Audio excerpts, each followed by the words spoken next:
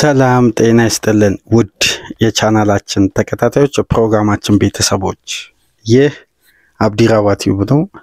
ፕሮግራማችንን ላይክ በማድረግ እንድትጀምሩ ላይክ ስታደርጉ የዚህን ፕሮግራም ተደራሽነት ከፍ ታደርጋላችሁ። ላይክ ያደረጋችሁ ይህንን ፕሮግራም ዛሬ ከፈታችሁ ለቻናላችን ቤተሰብ እንድትሆኑ ሰብስክራይብ በማድረግ ለዚህ ቻናል ቤተሰብ እንድትሆኑ በአክብሮት እየጋበዝን እንዲሁም ይህንን ፕሮግራም ከሀገር ውጭ የምታደምጡ የቻናላችን ተከታታዮች እንደ ሁሉ ጊዜው በሱፐር ስቲከር፣ ሱፐር ቻት፣ ሱፐር ታንክስ ድጋፍ እንድታደርጉ በአክብሮት እየጋበዝን ጀማል አህመድ ላደረክልን የሱፐር ቻት ድጋፍ ከልብ እያመሰገንን አድማጫችን ለረጅም ጊዜ ከቻናላችን ጎን በመቆም እንግዲህ ተደጋጋሚ የሱፐር ቻት ድጋፍ የሚያደርግልን ምርጥ አድማጫችን ነው። ጀማል አህመድን እያመሰገናችሁ ሌሎቻችሁም ድጋፋችሁን በተመሳሳይ መልኩ እንድትቀጥሉ ከሀገር ውጭ የምታደምጡ በአክብሮት እየጋበዝን እንግዲህ የዛሬ የሐሙስ ፕሮግራማችን እንግዲህ ትኩረት የሚያደርገው በሶስት ክፍሎች ይሆናል። በአርሴናል ዋንጫ ተመራጭ የሆነበት የስኳድ ዴብዝና ጥንካሬን መነሻ በማድረግ ኦፕታ ያወጣው ዘገባ አለ።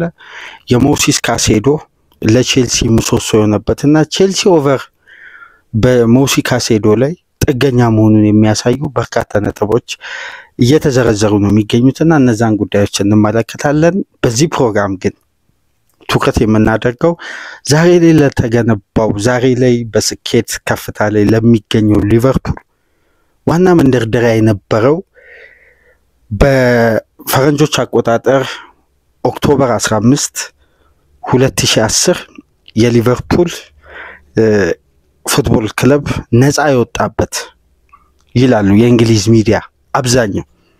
ሊቨርፑል ነፃ የወጣበት ማለት እንዴት የሚል ጥያቄ የሚነሳበት ትልቅ ሐሳብ ነው በመንደርደሪያነት የሚያነሱት። ልክ በትናንትናው ዕለት ኦክቶበር 15 2025 15 ዓመት በፊት ነበር የፌኖ ስፖርት ግሩፕ ወይም በቀድሞ ስማቸው ሬድ ሶክስ የሚባለው በጆን ሄነሪ አማካኝነት የተያዘው ትልቁ ግዙፉ ካምፓኒ የቤዝቦል ቡድን ያለው ትልቅ የአሜሪካ የቢዝነስ ካምፓኒ እንግዲህ ሊቨርፑልን የገዛበት ዓመተ ምህረት ነው 15/10/10 ዘንድሮ በ15/10/25 ላይ የ15 ዓመት አኒቨርሰሪያቸውን ትናንትና እያከበሩ ነው። ሊቨርፑልን የገዙበት የውድድር ዓመት ሊቨርፑል ይሄ በእንግሊዝ ገናና ስም ያለው ትልቅ ታሪክ ያለው በርካታ ዋንጫዎችን በማንሳት የሚታወቀው በእንግሊዝ እግር ኳስ ታሪክ ውስጥ ትልቅ ብራንድ የሆነው ክለብ ታሪኩ ሊጠፋ ታሪኩ ሊበላሽ ከጫፍ የደረሰበት የውድድር ዓመት ላይ መጥተው ሊቨርፑልን አትርፈው ዛሬ ላይ በዚህ ከፍታ ክለቡን ማስቀመጥ የቻሉትና የሊቨርፑል ደጋፊዎች አንድ እኚህን ባለቤቶች የምታመሰግኑበት የምታወድሱበት ትልቅ ራዕይ ሰንቀው የመጡበትን ጊዜ ያስታወስን አሁን ላይ ለተገነባው ሊቨርፑል ትልቁን በር የከፈተ ቀን ነበር 15/10/10 ከ15 ዓመት በፊት ኦክቶበር 15 2010 አስደናቂ የሊቨርፑል ቀን። የሊቨርፑል ደጋፊዎች በጎዳና ላይ ወጥተው ልክ ክለቡ ዋንጫ እንዳገኘ ዋንጫ እንዳሸነፈ ያክል ሴሌብሬት ያደረጉበት ቀን ነው ይላል ጄምስ ፒርስ የአትሌቲክሱ ዘጋቢ።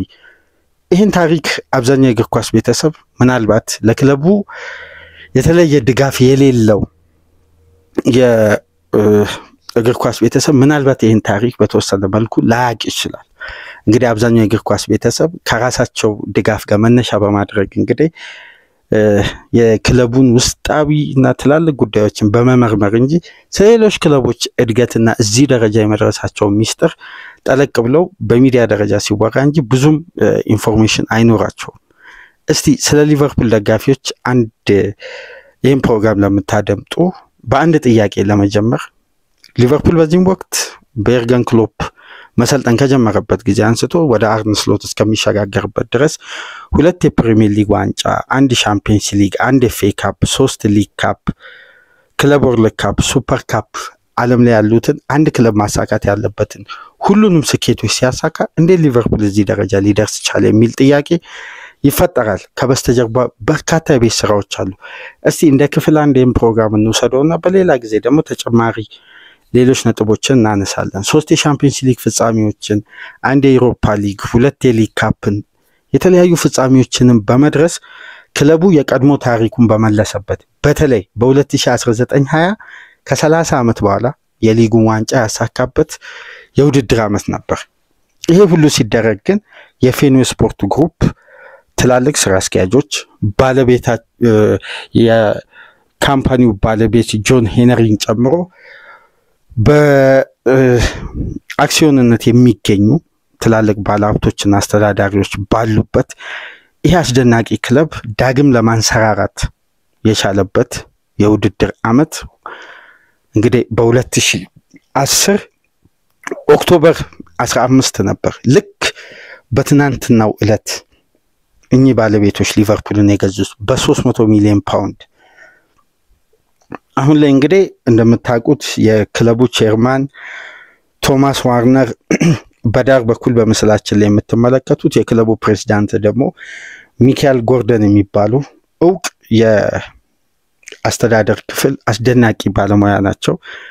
የክለቡ አሁን ዋና የእግር ኳሱ ክፍል ሙሉ ሲኢኦ በመሆን ማይክል ኤድዋርድ የሚያስተዳድረው የክለቡ ዋና ሲኢኦ በመሆን የሊቨርፑል ክለብ ደግሞ በአጠቃላይ ከነ ኤድዋርድም ከፍ ባለ ስልጣን አስተዳደራዊ ጉዳዮችን በመምራትና ውሳኔ በማስተላለፍ ደግሞ እነ ቢል ሆገን የሚባሉ በሳል ስራ አስኪያጆች የተቀናጁበት የዛሬው ሊቨርፑል እንዴት ሊገነባ ቻለ?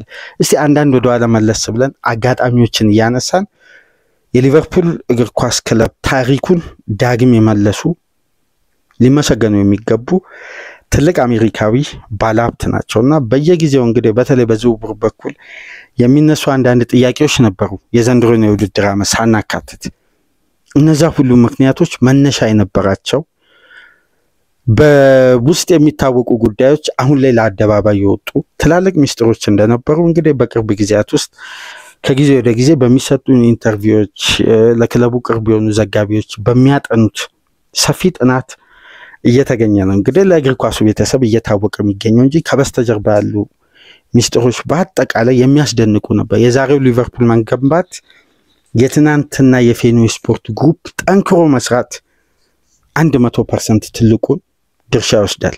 ከአሰልጣኝ ቅጥር እስከ ተጫዋች ፊርማ ብዙ ውጣ ውረዶች ነበሩት። እስቲ በተወሰነ መልኩ በርካታ ደቂቃ ሊፈጅ ስለሚችል ዋና ዋና ሀሳቦችን እያነሳን በዚህ ፕሮግራም ቆይታ እናደርጋለን። አሁን ላይ ከፈታችሁ ላይክ እንድታደርጉ፣ አዲስ ከሆናችሁ ሰብስክራይብ፣ ከሀገር ውጭ የምታደምጡ ደግሞ በሱፐር ስቲከር፣ በሱፐር ቻት፣ በሱፐር ታንክስ ድጋፍ አድርጉ። ዴቪድ ሞር ይባላሉ። የሊቨርፑል ባለቤት እስከ 2007 የነበሩ በ2007 በአንድ ጽሁፋቸው ለሊቨርፑል ደጋፊ ማህበር ትልቅ ራዕይ የሰነቀ ጽሁፍ ከአንድ ባለቤት የማይጠበቅ ወይም አስደናቂ የሆነ አስደንጋጭ የሆነ ውሳኔ ለመወሰን ተገደዱ። ዴቪድ ሞር ግን ክለቡን በጣም ስለሚወዱ ከድጋፍም በዘለለ ለክለቡ ያላቸው ፍቅር ከፍተኛ ሆኖ የማይተኙበት ምሽት እንደነበር በወቅቱ ይነገራል እና ሊቨርፑል በኢስታንቡል ከ3-0 መመራት 3-3 ባደረገበት ወቅት ራሳቸውን መቆጣጠር ጭምር እንዳቃታቸው በአንድ ዶክመንተሪ ላይ መመልከት ይችላል። እኚህ ባለቤት ሊቨርፑልን ከመውደዳቸው የተነሳ በወቅቱ 2007 ክለቡን ለመሸጥ ሲወስኑ ዋነኛ ምክንያት የነበራቸው የማንቸስተር ዩናይትድ እና የቼልሲ የኮሜርሻል ፓወር እና የባለቤቶቹን አቅም በመመልከት ሊቨርፑል አዲስ ኃይል ፍሬሽ ኢንቨስትመንት ያስፈልጓል፣ ከኔ የተሻለ በደንብ ገንዘብ የሚያወጣ ይሄን ክለብ የሚያድስ ይሄን ክለብ ከፍ የሚያደርግ ወደ ቀድሞ ታሪኩና ኃያልነቱ መመለስ የሚችል ዋንጫዎችን የሚያሸንፍ ቡድን ለመገንባት በቂ ጥራት ያለውን ስብስብ ለአሰልጣኙ ለማቅረብ ተጨማሪ ሌላ ኢንቨስትመንት ያስፈልጋል፣ ከኔ አቅም በላይ ነው በማለት ክለቡን እንዲገዙ በገበያ ላይ በሚተመን ዋጋ ይፋ ወጡ። ትላልቅ ባለቤቶች መጥተው በገንዘብ አቅም የተሻሉ ከሳቸው ከፍ ያሉ ባለቤቶች መጥተው ክለቡን እንዲገዙ ጥያቄ ያቀረቡ። በዚህ መሰረት እንግዲህ ሁለት የአሜሪካን የቢዝነስ ግለሰቦች መጥተው የታወቁ ሁለት ባለሀብቶች ቶም ሂንክስ እና ጆርጅ ጁሌት የሚባሉ ሁለት ጓደኛሞች መጥተው እንግዲህ ሊቨርፑልን በወቅቱ በ186 ሚሊዮን ፓውንድ በ2007 ፌብሩዋሪ ወር ላይ መግዛት ቻሉ። ልክ በገዙበት በአንድ ወር ውስጥ ለሊቨርፑል ደጋፊዎች በተለይ ይሄ የቢን ሻንክሊ ሳን የሚባሉ የሻንክሊ ልጆች የሚባሉ በጣም በሊቨርፑል ዙሪያ የክለቡ ስፕሪት በዝማሬ በእንዲህ መልኩ ደምቆ እንዲቆይ ያደረጉ በኮፕ በኩል የሚቀመጡ አስደናቂ የሊቨርፑል የደጋፊ ማህበሮች አሉ። ለነሱ በይፋ በአንድ ወር ባልሞላ ጊዜ ውስጥ 3 ትላልቅ ጉዳዮችን ቃል ገቡ። እነዚህ ሁለት ባለቤቶች ከዴቪድ ሞር ክለቡን ከገዙ በኋላ የመጀመሪያው ጉዳይ ለክለቡ አዲስ ስቴዲየም እንደሚገነቡ፣ በሁለተኛ ደረጃ ደግሞ ክለቡ ከበቂ በላይ ባለፉት ዓመታት አውጥቶ የማያውቀውን ገንዘብ ኢንቨስት እንደሚያደርጉና ክለቡን ወደ ዋንጫ ተፎካካሪነት እንደሚመልሱ በይፋ ቃል ገቡ። እኚህ ባለቤቶች እንግዲህ 2 ዓመት ውስጥ በሊቨርፑል ቤት ቆይታቸው በእነዚህ ቃል በገቡት ዙሪያ አንድም ነገር ወደ መሬት ሳያወርዱ ደጋፊው ተቃውሞና ድምጽ ማሰማት ጀመረ። በ2009 ሊቨርፑል ለዋንጫ ተፎካከረ ከማንቸስተር ዩናይትድ ጋር ሁለተኛውን ያጠናቀቀበት የውድድር ዓመት። ራፋኤል ቤኒቴዝ በወቅቱ ከነበሩት ስፖርቲንግ ዳይሬክተር ሪክ ፓሪ ጋር መስማማት ስላቃታቸው ሪክ ፓሪ እንዲሰናበት የራሳቸውን ጥረት አድርገው እንግዲህ የክለቡን ስፖርቲንግ ዳይሬክተር ተሰናበቱ። ዳንኤል ኮሞሊን የሚባሉ ፈረንሳዊ በቦታቸው ላይ እንዲተኩ ተደርገው ከራፋ ጋር መስራት ጀመሩ እና በወቅቱ የራፋኤል ቤኒቴዝ አንዱ ቅሬታ ለዚህ አብዮት መነሻ ትልቅ በር የከፈተ ትልቅ ኢሹ ነበር። በወቅቱ በዋነኝነት የሚነሳው ሊቨርፑል ቀጣይነት ያለው ተፎካካሪነት እንዲያሳይ የሁለት ተጫዋቾችን ፊርማ ራፋ ቤኒቴዝ እንደሚፈልጉ ለክለቡ ባለቤቶች በቀጥታ ኢንፎርም አደረጉ። ምታስታውሱ ከሆነ እንግሊዛዊው የማንቸስተር ሲቲ የአስቶን ቪላ የቀድሞ ተጫዋች የነበረው ጋሬዝ ባሪ በ18 ሚሊዮን ፓውንድ ሊቨርፑል ለመፈረም በጣም ከጫፍ ደርሶ ነበር እና ያልፈረመበት ዋነኛ ምክንያት በወቅቱ በሚወጣው ሩመርስ እና አንዳንድ ጉዳዮች የጋሬዝ ባሪ ደሞዝና በቦታው ላይ ዣቪ አሎንሶ ስላለ የግድ አሎንሶንና ባሪን ለማጣመር ቤኒቴዝ ፍቃደኛ አይደሉም በሚል ነበር። ነገር ግን እውነታው ከጊዜ በኋላ ሲወጣ እኚህ ሁለት ባለቤቶች ጋሬዝ ባሪን ምናስፈርምልህ ዣቪ አሎንሶን የምትሸጥ ከሆነ ነው፣ እሱንም ከዣቪ አሎንሶ የሚገኘው ክፍያ ለጋሬዝ ባሪ ከምናወጣው ገንዘብ ቢያንስ በእጥፉ ሊቨርፑል ትርፋማ መሆን አለበት የሚል መመዘኛ አስቀመጡ። መጀመሪያ ለደጋፊዎች ቃል የገቡትን እነዛን ጉዳዮች ሳያሳኩ አሁን ክለቡ ተጫዋች ለማስፈረም አሰልጣኙ ጥያቄ ሲያቀርብ በበለጠ የክለቡ ትላልቅ ቁልፍ ተጫዋቾች እንዲሸጡ ጭምር ነበር ያደረጉት። ሊቨርፑል ጋሬዝ ባሪንም አላመጣም። በተቃራኒው ደግሞ ዣቪ አሎንሶን በ35 ሚሊዮን ፓውንድ በወቅቱ ምርጡን አማካይ ከክለቡ አጣና ወደ ሪያል ማድሪድ አሎንሶ እንዴት ተገደደ። ይሄ ጉዳይ እንግዲህ ያነሳሳው የሊቨርፑል ደጋፊ በከፍተኛ አመጽ እኚህ ሁለት ባለቤቶች ላይ ጥያቄ ያስነሱ ሳለ ነው እንግዲህ ትልቁ ጉዳይ የተፈጠረው በሊቨርፑል ቤት። ከአንድ የስኮትላንድ ባንክ ክለቡን በማስያዝ 350 ሚሊዮን ፓውንድ ተበድረው ክለቡ በዛ ዕዳ ተይዞ በየጊዜው በሚጨምረው ወለድ ምክንያት በፕሪሚየር ሊጉ በኤፍኤው የፋይናንስ ህግ ጥሰት መቃረቡንና የመጨረሻ ይሄ ወደ ፔናልቲ ቦክስ መግባቱን ተከትሎ አስገዳጅ የሆነ የፋይናንስ እርምጃ ክለቡ ላይ ሊወሰድ 2010 የውድድር ዓመት የመጀመሪያ 10 ጨዋታ ይጠበቅ ነበር እና ሊቨርፑል በዛን ዓመት 9 ነጥብ ይቀነስበታል። ያን ጉዳይ መብት የማይሰጥ ከሆነ በቀጥታ ከሊጉ ወደ ታች እንዲወርድ ነው የሚደረገው። ከዚህ ባንክ ጋር ኤፍኤው ባደረገው ቀጥታ ኮሙኒኬሽን ሊቨርፑል ላይ ያለው ዕዳ ከነወለዱ በከፍተኛ ሁኔታ መጨመሩን ተከትሎ ሊቨርፑል ከሊጉ መውረድ ብቻ ሳይሆን የክለቡ የተወሰነ ፐርሰንት ለዛ ባንክ እንዲሸጥ አስገዳጅ ህግ ኤፍኤው ሊያወጣ በተቃረበበት ወቅት ነው። እነዛ ሁለት ባለቤቶች እንግዲህ የክለቡ ታሪክ ሊጠፋ በተቃረበበት ወቅት ማርቲን ብራውተር ይባላል ክሊርሌ ካፒታልንና ቶዲ ቦይሊን የአብራሞቪች ቼልሲን እንዲገዙ ያመቻቹት የታወቀ ቢዝነስማን እንደውም በተለምዶ ደላላ እንደምንለው እንግሊዛዊ በጣም ዕውቅ በማርኬቲንግ ማኔጅመንት ማስተርስ ያላቸው ትልቅ ኤክስፒሪየንስ በእግር ኳሱ ዘርፍ ያላቸው እንዲሁም በተጨማሪ የፒአይኤፍ ኢንቨስትመንት ግሩፕ ኒውካስልን ሲገዛ ቁልፍ ሚና የተጫወቱ ትልቅ ግለሰብ እንግዲህ በወቅቱ በጊዜያዊነት የሊቨርፑል ቼርማን ሆነው እንዲሾሙ ተደረገና እኚህ ቢዝነስማን እንግዲህ ገዢ ባለሀብቶችን እንዲፈልጉ ኃላፊነት ተሰጣቸው። ፕሪሚየር ሊጉ የመጨረሻ 3 ወር ለሊቨርፑል ቀን ገደብ ሰጠ። በዚህ 3 ወር ውስጥ ክለቡ ካልተሸጠ ያን የባንክ ዕዳ ቢያንስ ማቅለል የሚችል የፋይናንስ ስራ ዘርግቶ በስምምነት ከዚህ ስኮትላንድ ከሚገኝ ባንክ ጋር በስምምነት የሚሰራ ባለሀብትን ነበር ሲፈለግ የነበረው። የትኛውም ባለሀብት ሊቨርፑልን ለመግዛት ፍቃደኛ አልነበሩም። በዛም ወቅት ነው እንግዲህ ኦክቶበር 10 2010 ላይ የጆን ሄነሪ ሬድ ሶክስ ወይም ያሁኑ ፌኖዌ ስፖርት ግሩፕ ኤፍኤስጂ ለመግዛት ከስምምነት ላይ ደርሶ በ300 ሚሊዮን ፓውንድ ሊቨርፑልን የገዙት። በዚህም ወቅት ነው የሊቨርፑል ደጋፊዎች ልክ ክለቡ ዋንጫ እንዳገኘ አይነት ከስቴዲየም ውጪ በመውጣት ከፍተኛ ደስታውን የገለጸው። የፌኖዌ ስፖርት ግሩፕ ከዛ ባንክ ጋር ባደረገው ስምምነት የመጀመሪያ ለባንኩ የሚከፈል የተለያዩ የአክሲዮንና በተለይ እንደ ሊቨርፑል ገቢ የሚቆረጥ የተለያዩ የፋይናንስ ስርዓቶችን በመዘርጋት ቡድኑን መልሶ ለመገንባት ነው የተስማሙት። ከዛን ጊዜ አንስቶ ነው እንግዲህ የዛሬው ሊቨርፑል በአስደናቂ መልኩ መገንባት የጀመረው። ልክ እኚህ ባለቤቶች ሊቨርፑልን እንደገዙ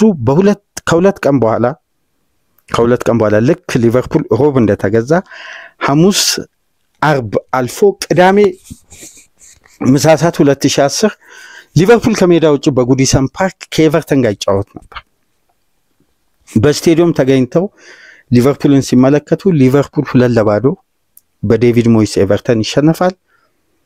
ያኔ ነው በሮይ ሆይሰን ሊቨርፑል መሰልጠን እንደሌለበት ቀጣይነት ያለው የቡድን ግንባታ ሊገነባ እንደማይችል ከዳኒ ኮምሊን ጋር በመስማማት ሮይ ሆይሰንን በማሰናበት በጊዜያዊነት ኬኒ ዳግሊሽን በማምጣት ሊቨርፑል ለሽግግር ያን የውድድር ዓመት ሙሉ የሽግግር ዓመት ለማድረግ ምክንያቱም በኤቨርተን ሲሸነፍ ሊቨርፑል ከደረጃው ሰንጠረዥ ላለመውረድ ከሚደረጉ የሶስቱ 18ኛ 9ኛ 20ኛ ከሚገኙ ክለቦች የነበረው የነጥብ ልዩነት 4 ነጥብ።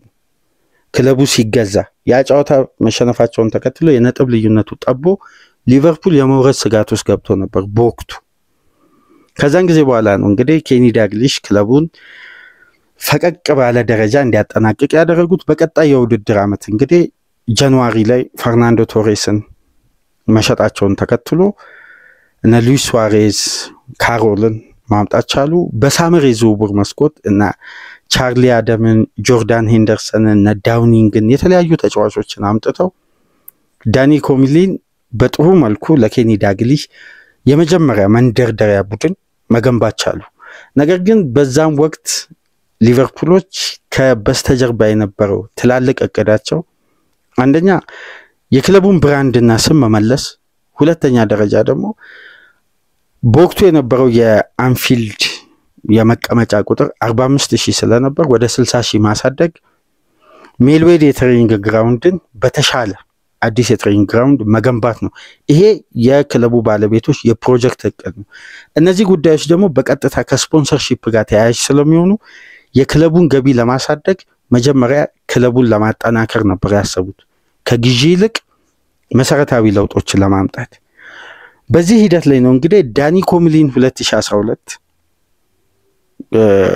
ክለቡን ከመልቀቃቸው ከ4 ወር በፊት በቶትናም አንድ ቪዲዮ አናሊሲስ የነበረ ከሃሪ ሬድናፕ ጋር በቅርበት የሚሰራ የሃሪ ሬድናፕ ወዳጅ የነበረ ምርጥ እግር ኳስን በተለይ ዘመናዊ እግር ኳስን የተረዳ የቪዲዮ አናሊቲክ ባለሙያ የሆነውን ማይክል ኤድዋርድን የሊቨርፑል ሪኩፕመንት አባላት ኃላፊ በማድረግ ዳኒ ኮምሊን የወቅቱ የሊቨርፑል ስፖርቲንግ ዳይሬክተር ማይክል ኤድዋርድን ወደ ክለቡ ማምጣት ቻሉ። በዛም ወቅት ነው እንግዲህ በሊቨርፑል ባለቤቶችና በዳኒ ኮምሊን መካከል በተፈጠረው አለመግባባት በፍጥነት ነበር ባለቤቶቹ ኮምሊንን ያሰናበቱትና በቦታው ላይ ኢያን አይሬ የሚባል በጊዜያዊነት ስፖርቲንግ ዳይሬክተር ቀጠሩ። የቪዲዮ አናሊቲክ አልጎሪዝም በዘመናዊ ሁኔታ ሊቨርፑል ቤት መገንባት ተጀመረ። እንግዲህ ለዘመናዊ እግር ኳስ ይሄ የቪዲዮ አልጎሪዝምን ፈርቀዳጅ ከሚባሉ ክለቦች የመጀመሪያና ብቸኛ ምናልባት ሊቨርፑል ነው። ያን ዘመናዊ አሰራር ወደ እግር ኳስ ይዘው የመጡት የጆን ሄነሪ ካምፓኒ ናቸው። እዛ በቤዝቦል ሲሰሩ የነበሩትን አሰራር በቀጥታ ወደ ሊቨርፑል ቤት ማምጣት ቻሉ። ነገር ግን ሜልዌድ የትሬኒንግ ግራውንድ ለዚህ ዘመናዊ አሰራር ብቁ ስላልሆነ አሰራሩን ያስጀምሩት እንጂ የማዘመኑን ጉዳይ በፕላን ይዘው ከ3 ከ4 ዓመት በኋላ የክለቡ ዕዳ ሲቃለል የፋይናንስ ስርዓቱ ሲረጋጋ ወደ ዘመናዊ ግንባታ እንደሚገቡ ተነጋግረው እንግዲህ ሊቨርፑልን ለማሸጋገር ወሰኑ። በ2012 ዳኒ ኮምሊ እንደተሰናበቱ ኬኒ ዳግሊሽን በውድድር ዓመቱ መጨረሻ ክለቡን እረፍት ፈልገው ለቀቁ። ብሬንዳን ሮጀርስን ለማምጣት ተወሰነ። ነገር ግን የብሬንዳን ሮጀርስ ማምጣት በሊቨርፑል ቤት አወዛጋቢ ውሳኔ ነበር። በወቅቱ የነበሩት ኢያን አይሬ ሉዊ ቫን ጋልን አናግረው በሁሉም ቅድመ ሁኔታ ተስማምተው የሊቨርፑል ኃላፊዎችን ለማሳመንና ቀጣይ ሊቨርፑል አሰልጣኝ የኬኒ ዳግሊሽ ተተኪ ሉዊ ቫን ጋል እንደሚሆኑ ለማሳመን አንድ ትልቅ ሚቲንግ በሊቨርፑል የትሬኒንግ ግራውንድ የቀድሞ ሜልዌድ ተሰብስበው የቪዲዮ አናሊቲኩ ያሁኑ የክለቡ ሲኢኦ ማይክል ኤድዋርድ በቪዲዮ በያዘው ዳታና በተቀናጀ ማስረጃ ስለ ሊቨርፑል የአሰልጣኞች ምልመላ ሂደት እንዲያቀርብ ተጋበዘ በዛ ትልቅ ሚቲንግ ላይና ባለቤቶቹን ስፖርቲንግ ዳይሬክተሩን የክለቡን ቼርማንን ያሳመነ አንድ ትልቅ ፕሮጀክት ነው ያቀረቡት።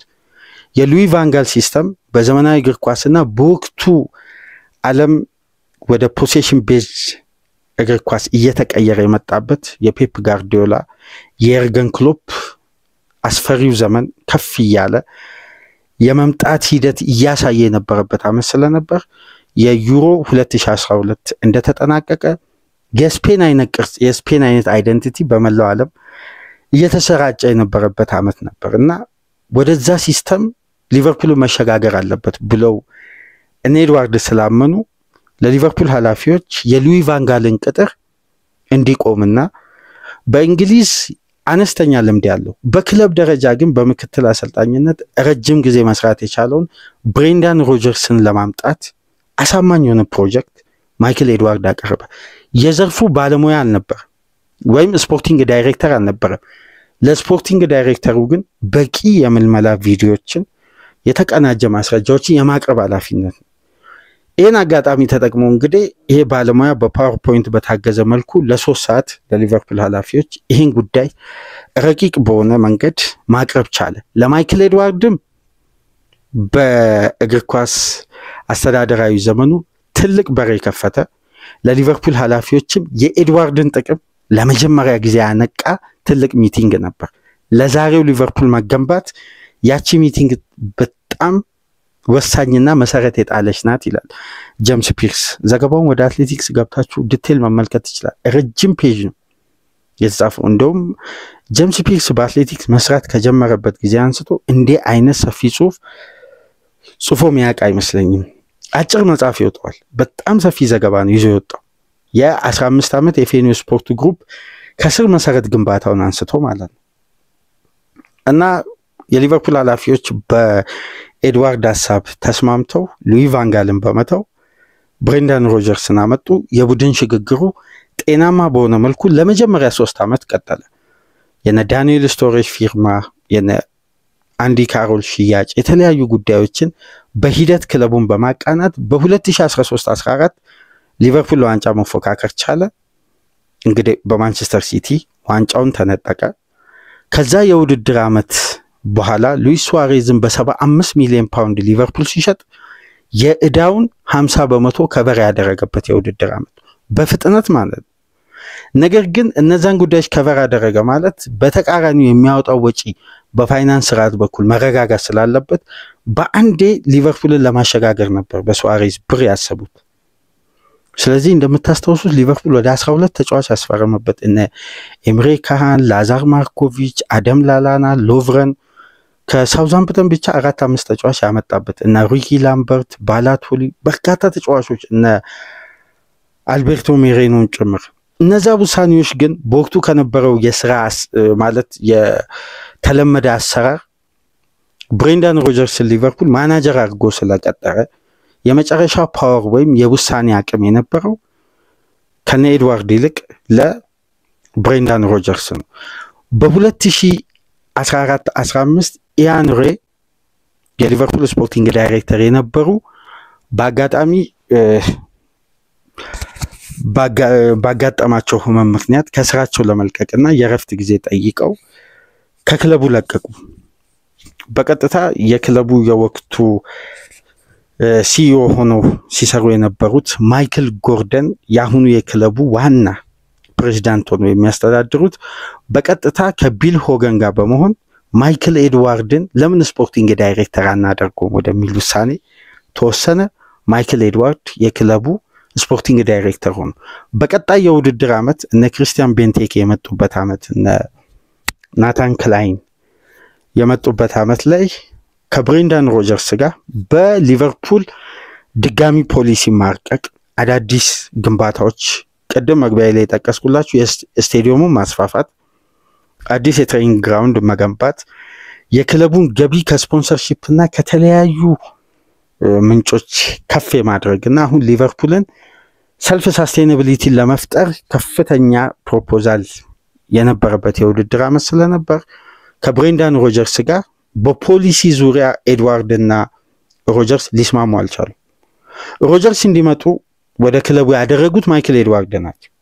ነገር ግን ከጊዜ በኋላ አፐር ሃንዱን ብሬንዳን ሮጀርስ በመያዛቸው እያንዳንዱ ውሳኔ በራሳቸው የማድረግ ለምሳሌ ሊቨርፑል ኤዲሰን ካቫኒን ለማምጣት ወይም ዲየጎ ኮስታን ለማምጣት ባሰበበት ዓመት ኢያን ግራም መጽሐፉ ላይ በጻፈው የሊቨርፑል ሪሰርች ክፍል ዲፓርትመንት ኃላፊ በቅርብ ከ2 ዓመት በፊት ክለቡን የለቀቁት ሲገልጹ፣ ነገር ግን ብሬንዳን ሮጀርስ በጊዜው የፈለጉት ክሪስቲያን ቤንቴኬ ነበር። ሊቨርፑልን ያከሰረ ያውም ሊቨርፑል ሙሉ 30 ሚሊዮን ፓውንዱን ሙሉ ቼኩን ሰጥተው ነው ቤንቴኬን ያስፈረሙት። ሊቨርፑልን በእጅጉ ያከሰረ ዝውውር ማለት። ስለዚህ በዚህ በጋራ ለመቀጠል አለመስማማታቸውን ተከትሎ በቀጥታ ነበር ብሬንዳን ሮጀርስን አንደኛ ጥሩ ውጤትም አልተመዘገበም፣ አጀማመራቸው መልካም አልነበረም። ሁለተኛ ደረጃ ደግሞ የክለቡን ፖሊሲ በሚከተል መልኩ አሰልጣኙ የተከተሉ አልነበረም። ስለዚህ ማይክል ኤድዋርድ በፍጥነት ነበር ብሬንዳን ሮጀርስን ያሰናበቱት። ከዛም በኋላ በድጋሚ ልክ እንደ 2012ቱ ሰፊ ሚቲንግ ነበር በፌኒ ስፖርት ግሩፕ ተወካዮች በሊቨርፑል ኃላፊዎች ዙሪያ የትኛው አሰልጣኝ ይምጣ፣ ጆዜ ሞሪኖ፣ ካርሎ አንጀሎቲ፣ ሉቺያኖ ስፓሌቲ፣ ማሲሚሊያኖ አሌግሪ በርካታ አሰልጣኞች ስም ዝርዝር ቀረቡ። በጣም የሚገርማችሁ ከሁሉም አሰልጣኞች አነስተኛ ድምጽ ያገኙት አሰልጣኝ የርገን ክሎፕ ናቸው።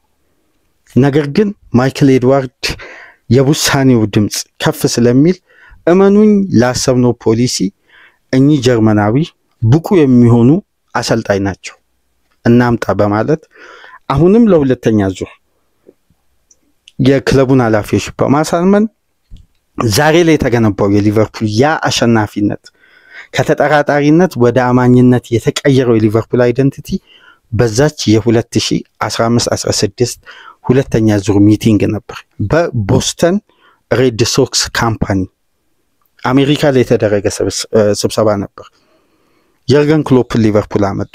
በዛው ወቅት ነው የዘመናዊ እግር ኳስ ይሄ ፍጹም የዘመነ ሰፊ የሆነ የአልጎሪዝም እና የቪዲዮ አናሊቲክ ዲፓርትመንት በተቀናጀ ሁኔታ እነ ባሪ ሃተን እነ ሚቻኤል ቡቼል ሊቨርፑል እነ ዊል ስፒርማን ወደ 115 የቪዲዮ አናሊቲክ ስራዎችን የሚሰሩ በዛ አልጎሪዝም የተቀናጀ የምልመላ ክፍሉ ዘመናዊው ሜልዌድ ትሬኒንግ ግራውንድን በመልቀቅ አግዝን የገነቡ ከዛን አግዝ ለ10 ዓመት ዘንድሮ ውሉ እስከሚታደስ ድረስ የሊቨርፑል የትሬኒንግ ግራውንድ በዚህ የባንክ ስም እንዲጠራ በማድረግ ለ10 ዓመት 185 ሚሊዮን ፓውንድ የትሬኒንግ ግራውንዱን ስም በመሸጥ ያን ዘመናዊ ወደ 80 ሚሊዮን ፓውንድ የወጣበት አስደናቂው የትሬኒንግ ግራውንድ ተገነባ።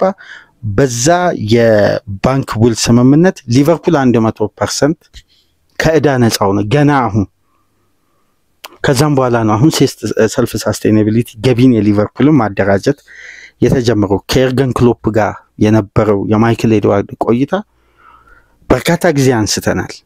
ከነ የመጀመሪያ ዙር ግዢያቸው ከነ ካሬስ ከነ ጆኤል ማቲፕ እነ ሳዲዮ ማኔ በርካታ ተጫዋቾችን ማንሳት ይቻላል። ከነዛ ተጫዋቾች እስከ መሐመድ ሳላ እንዴት እያንዳንዱ ስቴጅ እያደገ እንደመጣ ሊቨርፑል ትርፋማነት ማስመዝገብ የጀመረው ግን በ2017-18 ነው። እስከዛን የውድድር ዓመት ድረስ አንድ የሚባል በሊቨርፑል ቤት የተለመደ አባባል አለ።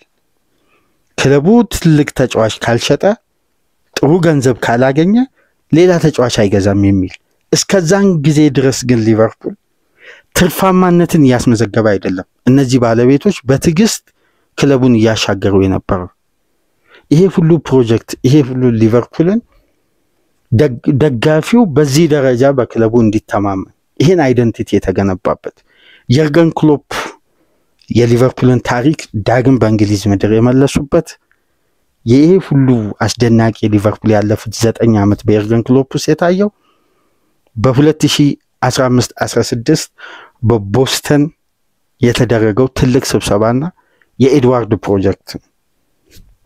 ለዚህ ነው የሊቨርፑል ኢንጂነር ያለፉት 15 ዓመት ተብሎ ከየትኛውም በሊቨርፑል ቤት ከሰሩ ባለሙያዎች ሁሌም የማይክል ኤድዋርድን ስም የእንግሊዝን እግር ኳስ የተረዳ ዘመናዊን እግር ኳስ ቀደም ብሎ የዘመነና የተረዳ ባለሙያ በማለት ማንቸስተር ዩናይትድ፣ ማንቸስተር ሲቲ፣ ቼልሲ፣ ሪያል ማድሪድ ያልጠየቀው ክለብ የለም።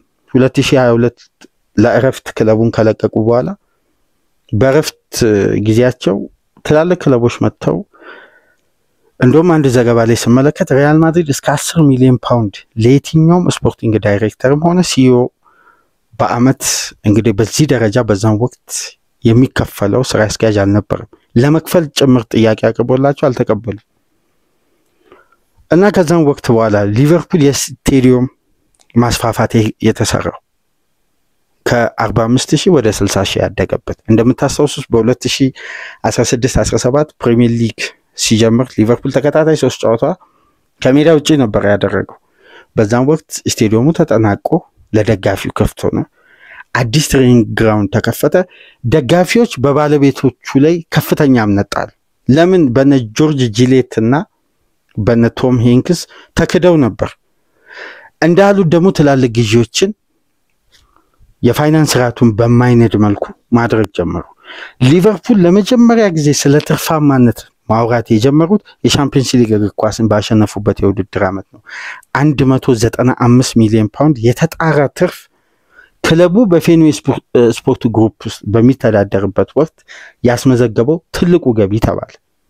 ከዛን ጊዜ አንስቶ ግን ሊቨርፑል በእጥፍ እንጂ ቀንሶ አያውቅም ትርፉ በየውድድር ዓመቱ። እንደውም በኮቪድ ጊዜ የተወሰነ ኪሳራ ተመዘገበ። እንደገና አንሰራርቶ ክለቡ እንግዲህ በተጠናቀቀው የውድድር ዓመት እንደሰማችሁት በመላው ዓለም አንደኛ በሶሻል ሚዲያ ክለቡ ያደገበት ሬት፣ ሁለተኛ ደረጃ ደግሞ የክለቡ የፋይናንስ ስርዓት የመጀመሪያ ትርፉን ካስመዘገበበት 58% ከፍተኛ ትርፍ በማስመዝገብና በክለቡ በፕሪሚየር ሊግ ታሪክ አንድ ክለብ በአመት ውስጥ 892 ሚሊዮን ፓውንድ ገቢ ያስገባ እስካሁን ድረስ በታሪክ የለም። አምና ሊቨርፑል ይህን ገቢ በቀጥታ ከስፖንሰርሺፕ ከተለያዩ ገቢዎች ለዛ ነው በኤፍኤፍፒ እና በፒኤስአር በአለፈው ሳመር 450 ሚሊዮን ፓውንድ አውጥቶ ተጫዋች ባይሸጥ እንኳን ተጨማሪ 150 ሚሊዮን ፓውንድ ማውጣት ይችላል የሚል አሁን ሊቨርፑል ስለ ኪሳራ ስለ ዕዳ የሚያወራበት ጊዜ አክትሟል። ከፍተኛ ትርፋማነት በማስመዝገብ በዓለማችን እንግዲህ አሁን ጆን ሄነሪ ሊቨርፑልን ሲገዙ የዚህ ፌንዌይ ስፖርት ግሩፕ ባለቤት ሊቨርፑልን የገዙት 300 ሚሊዮን ፓውንድ። አሁን ክለቡ ግን በዚህን ሰዓት በስቶክ ሴል ላይ በቀጥታ ክለቡ ይሸጥ ቢባል 5.8 ቢሊዮን ፓውንድ ነው የሚያወጣው። በዚህ ደረጃ ነው ሊቨርፑል የተቀየረው። ዛሬ ላይ ለሚገኘው ስኬት ዛሬ ላይ በታክቲክ ደረጃ ኤጌሌ ተጎዳ፣ ኤጌሌ ጉዳት አስተናገደ፣ ኤጌሌ በዚህ ሪከርድ ፈረመ፣ እንደዚህ ሊቨርፑል ዘንድሮ ዋንጫ ያነሳል፣ ጠንካራ ስብስብ ነው፣ ወርልድ ክላስ ተጫዋቾች እና አሌክሳንደር ኢሳቅ የመጡበት ብራንድ የተገነባው በ2010 ኦክቶበር 15 በእኚህ ባለቤት የተገዛ ቀን ነው የሊቨርፑል ብራንድ የተረፈው በእንግሊዝ እግር ኳስ። ከዛም በኋላ ያን ብራንድ የመመለስ አስደናቂ ስትራቴጂ በርካታ ነጥቦች አሉ። ወሳኝ ምዕራፎችን ላንሳ ብዬ ነው። ትላልቅ ያልተነገሩ አስደናቂ አጋጣሚዎች አሉ። ለምሳሌ ከስታንዳርድ ቻርተርድ ጋር የተደረገው አዲሱ የታደሰው ውል ሊቨርፑል ዋንጫዎችን የሚያሳካ ከሆነ ስታንዳርድ ቻርተርድ ሊቨርፑል ዋንጫ ባሳካበት የውድድር ዓመት 35 ሚሊዮን ፓውንድ ቦነስ እንደሚከፍል በእያንዳንዱ ዓመት ላይ ውል ተገብቶ ሊቨርፑል የትኛውን ዋንጫ ሲያሳካ 35 ሚሊዮን ፓውንድ ገቢ ያስገባል። እነዛ ገቢ ግን ሊቨርፑልን መልሶ በፋይናንስ ደረጃ ለማደራጀትና ከፒኤስአር የጸዳ የሂሳብ መዝገብ ይዞ ያለፉትን 6-7 ዓመት እንዲጓዝ ያስቻለ ትልቅ የፋይናንስ አሰራር። እነዚህ ሁሉ ቅኝቶች እንግዲህ በኢንጂነሩ የክለቡ ኢንጂነር ነው የሚባሉት በማይክል ኤድዋርድ ትልቅ ኃላፊነት የተገነባ ነው። ነገር ግን አንድ ጉዳይ ጄምስ ፒርስ ያነሳል። በ2015-16 የርገን ክሎፕ እና ኤድዋርድ ሲገናኙ በሁለቱ መካከል ያለው መግባባት ከመፍጠኑ የተነሳ አይዲያዎችን ሼር ለመደራረግ ረጅም ሰዓት አይፈጁም ለውሳኔም። ክሎፕም የኤድዋርድን ውሳኔ ያከብራሉ፣ ኤድዋርድም የክሎፕን ፍላጎት በስትራቴጂ ደረጃ እያከበሩ በከፍተኛ መጣጣም ነበር አብሮ በጋራ የሚሰሩት። በ2022 ግን ሊቨርፑል 4 ዋንጫ ተወዳድሮ 2 ዋንጫ ባሳካበት የውድድር ዓመት ሁለቱ ባለሙያዎች መካከል ያ ጠንካራ ግንኙነት፣ ያ መደማመጥ፣ ያ መከባበር፣ ያ አስደናቂ ግንኙነትና ይሄ የሊቨርፑል አይደንቲቲ እንዲገነባ መሰረት የተጣለበት ቅንጅት መላላት ጀምሮ ነበር። ምክንያቱ እስካሁን ድረስ ግልጽ አይደለም። ለዛ ማይክል ኤድዋርድ አብዛኛው ፓወር የነበረው በኤርገን ክሎፕ እጅ ስለነበር ውሳኔያቸው መካከል የስልጣን ልዩነት ቢኖርም አንዳቸውን የሚደማመጡበት መንገድ አስደናቂ ጥምረት ቢሆንም ግን መሐላቸው መቃቃርና አለመስማማት መጀመሩን ተከትሎ ኤድዋርድ በጊዜ ከቦታቸው ለመልቀቅና እረፍት እንደሚፈልጉ አሳወቁ። ልክ 2023-24 የርገን ክሎፕ ኢነርጂን ጨርሻለሁ ክለቡን ለቃለሁ ባሉበት ዓመት የሊቨርፑል ኃላፊዎች ከፍተኛ ክፍተት የየርገን ክሎፕ ቦታ በሊቨርፑል ቤት በአንድ የአሰልጣኝነት ቦታ የሚተካ ስላልሆነ ያላቸው ብቸኛ አማራጭ ማይክል ኤድዋርድን ሄደው ድጋሚ ለምኖ ማምጣት። ወደ ስፖርቲንግ ዳይሬክተርነት ቦታ እንዲመጣ አግባቡት። በጭራሽ ለመመለስ ፈቃደኛ አይደለም። በርካታ የሥራ ድርሻ ሰጡት፣ አልተስማም። ነገር ግን የክለቡ ሙሉ ዋና ቺፍ ኤክስኪዩቲቭ ዳይሬክተር እንዲሆን ሲኦ እንዲሆን ጥያቄ ሲያቀርቡለት ጥያቄውን ተቀበለ። ሲመለሱ ግን አንድ ቀን ብቻ ነው ከኤርገን ክሎፕ ጋር ፊት ለፊት ለ1 ሰዓት የተገናኙት ይላል ጄምስ ፒርስ። በዛ ሚቲንጋቸው የ2022 የጋራ ቅሬታቸውን ፈተው በሰላም ነው የተለያዩት።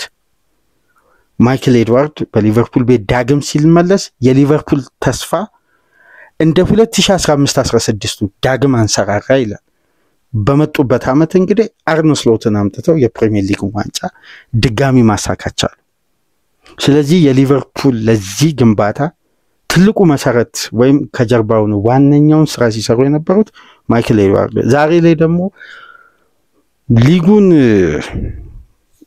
ጥርጥፍጥፍ አድርገው የበሉ የነ ሪቻርድ ሂውዝ አይነት አስደናቂ ስፖርቲንግ ዳይሬክተሮችን የግል ወዳጅነት ያላቸውን ከዚህ ቀደም ከ20 ዓመት በላይ የሚግባቡትን ሪቻርድ ሂውዝን በማምጣት ደግሞ የተቀናጀ ዝውውር መስኮት አድርገው በእንግሊዝ እግር ኳስ ታሪክ ውስጥ ታይቶ በማይታወቅ ሁኔታ በአንድ የዝውውር መስኮት አንድ ክለብ ከ400 ሚሊዮን ፓውንድ በላይ አውጥቶ አቅም ሊቨርፑል 465 ሚሊዮን ፓውንድ እና ከዛ በላይ ወደ ግማሽ ቢሊዮን ፓውንድ በማውጣት አዲሱን ሊቨርፑል 0.2 መገንባት ጀምረዋል። እንግዲህ በመሃል በ2022 ግን ማይክል ኤድዋርድ ቦታቸውን ሲለቁ ሊቨርፑል ቤት ከፍተኛ አለመረጋጋትና መተራመስ እንደነበር የሚያሳየው በጊዜያዊነት ጁሊያን ዋርድ ቦታው ላይ ተቀጠሩ።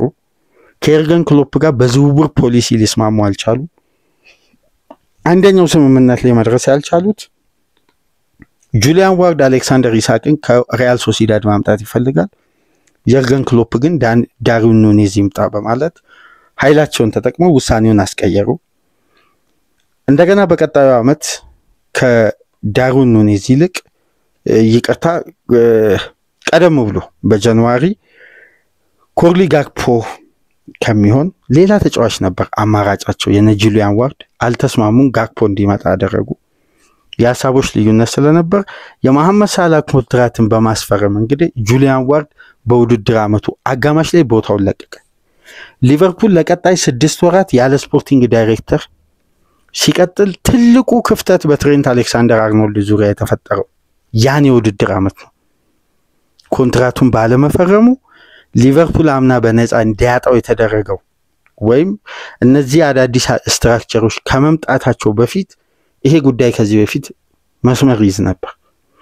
በእነዚህ ሁለት ሽግግሮች መካከል በተፈጠረው የ6 ወር ጋፕ ሊቨርፑል በውጤትም ደረጃ ወርዶ ከሻምፒዮንስ ሊግ እግር ኳስ ውጭ ሆነ። ጆርጊ ሽማድክልን እኚህን ጀርመናዊ በጊዜያዊነት የኤርገን ክሎፕ ወዳጅን አመጡ። የአማካይ ክፍሉ ታደሰ። የኮንትራት ጉዳይ ግን እኚህ ባለሙያ በፕሮጀክት ደረጃ ከክለቡ ጋር ረጅም ጊዜ ማይቆዩ ከሆነ እንዲህ አይነት የኮንትራት ጉዳይ ላይ ረዘም ያለ ድርድር ስለሚፈልግ ጣልቃ አልገቡ። ሽግግሩ ተደረገ። ከዛም በኋላ ጁሊያን ዋርድ ለቆ ጆርጊ ሽማድክል መጥተው ከ6 ወር በላይ ሳይሰሩ ክለቡን ለቀው እንደገና የኤርገን ክሎፕ ለቀቁ። ስለዚህ ሊቨርፑል ስሙዝ የሆነ ሽግግር ለማድረግ ታይሚንግ አልነበረው። የቀድሞውን ስትራክቸር የሚያውቀው ኤድዋርድ ግን ሲመጣ በአንዴ ነው ስትራክቸሩን መልሶ እንግዲህ ሊቨርፑል 2024-25 ሳይጠበቅ የሊጉ ዋንጫ አነሳ።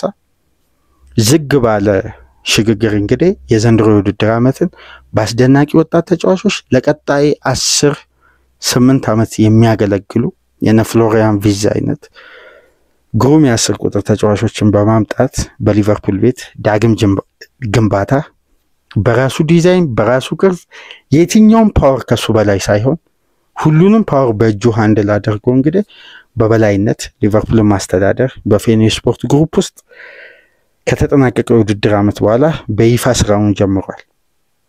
ዘንድሮ ለሊቨርፑል ደጋፊዎች አስደናቂ ሳመር ነበር። 100% በሚባል ደረጃ ባይሆንም 96% ሊቨርፑል በአስፈላጊው ቦታ አስፈላጊውን ግንባታ አድርጓል። 96% ደግሞ ግሬድ ኤ የተሰጠው የዝውውር ሂደት ያደረገ ክለብ የለም። በ10ሩም ሊግ የትኛውም ክለብ አላደረገም። በገንዘብ አወጣጥ ያስፈረሟቸው ተጫዋቾች ደረጃና ኳሊቲ ሊቨርፑል ያስፈረመው ሁሌ አንዳንድ ሰፊ ትንተናዎችን ከተመለከታችሁ እና ESPN የፕሪሚየር ሊግ የማንዴይ ናይት ፍራይዴ ናይት ፉትቦልን ካያችሁ ሊቨርፑል ያስፈረማቸው ተጫዋቾች ክላስ ናቸው ይላሉ።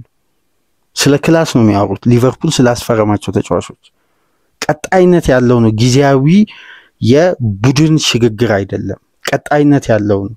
ስለዚህ የዚህ ቡድን ግንባታ ቅንጅቱ የመጣ ቀን ሊቨርፑል የሚያቆመው ይጠፋል የሚሉት ለዚህ ነው። ክላስ ነው ሊቨርፑል የጨመረው እንጂ ስኳድ ዴብዝ ወይም ባላንስ ማድረግ እዚህ ላይ አይደለም ያተኮረው። ቀጣይነት ያለውን ክላስ ነው ሊቨርፑል ያደረገው በማለት እንግዲህ የሊቨርፑልን ፊርማ እያጋነኑና የኤድዋርድን ግንባታ በተለይ ስካይ ስፖርት ዘጋቢዎች የኤድዋርድ ወዳጆች ናቸው የሚመስሉት። የሚያነሱት ሐሳብ ሁሌም በከፍተኛ ሁኔታ እያጋነኑ ነው የሚያወሩትና ሚዲያው ደግሞ ሊቨርፑልን በአስፈላጊ ደረጃ አይተችም። ዘንድሮ በደንብ ከታዘባችሁ ሚዲያው ሊቨርፑልን አይተችም። ሚዲያው ሊቨርፑልን እየተከላከለ ነው ያለው። የሚታዩ ክፍተቶችን የሚሸፍኑበት መንገድ አንዳንዴ ሆን ተብሎ የሚሰራ ስራ ያለም ይመስላል። ግልጽ የሚታዩ ክፍተቶች ላይ የሚያቀርቡት የተለየ ትንተና አለ። ያንን ጉዳይ ያን ድክመት ለመሸፋፈን የሚደረግ ሚዲያው ሊቨርፑልን አይተችም። በነገራችን ላይ ይሄ እውነታ ነው። በርካታ ትንተናዎችን ገብታችሁ ተመልከቱ። በፕሪሚየር ሊግ የዘንድሮ የውድድር ዓመት የሚሰጡ ትንተናዎች አልፎ አልፎ አንዳንድ ሚዲያ ላይ የተወሰኑ ሐሳቦች ቢጣሉ እንጂ ለምሳሌ በቅርብ ኦቨርላፕ ላይ ማይክል ዌይን፣ ፖል ስኮልስ፣ ጂሚ ካራገር የነበራቸውን ቆይታ ብትመለከቱ የቲኤንቲ የዘንድሮ የስቱዲዮ ባለሙያዎች የሰጡትን የየራሳቸውን ግምት 7ኛ ሳምንት ከተደረገ በኋላ ኢንተርቪዎችን በሶሻል ሚዲያ ገብታችሁ ተመልከቱ። ያልጠበቃችሁት አይነት ትላልቅ የየራሳቸውን ግምት የሚያስቀምጡበት መንገድ ሌላ አንግል ነው እና የክለብ በቀጣይ እሁድ 12:30 ከትልቅ ተቀናቃኙ ማንቸስተር ዩናይትድ ጋር በአንፊልድ ጨዋታ ያደርጋል። ነገ በንጋት ፕሮግራማችን በዛ ጨዋታ ዙሪያ የተወሰኑ ነጥቦችን ይዘን እንመጣለን። የሊቨርፑል የ15 ዓመት የፌኒው ስፖርት ግሩፕ መልሶ ግንባታ ይሄን ብራንድ ይሄን ስም ይሄን አስደናቂ ታሪክ የማትረፍ ስትራቴጂ እንግዲህ በእንዲህ መልኩ ከብዙ ውጣ ውረድ በኋላ የመጣ ስኬት ነው።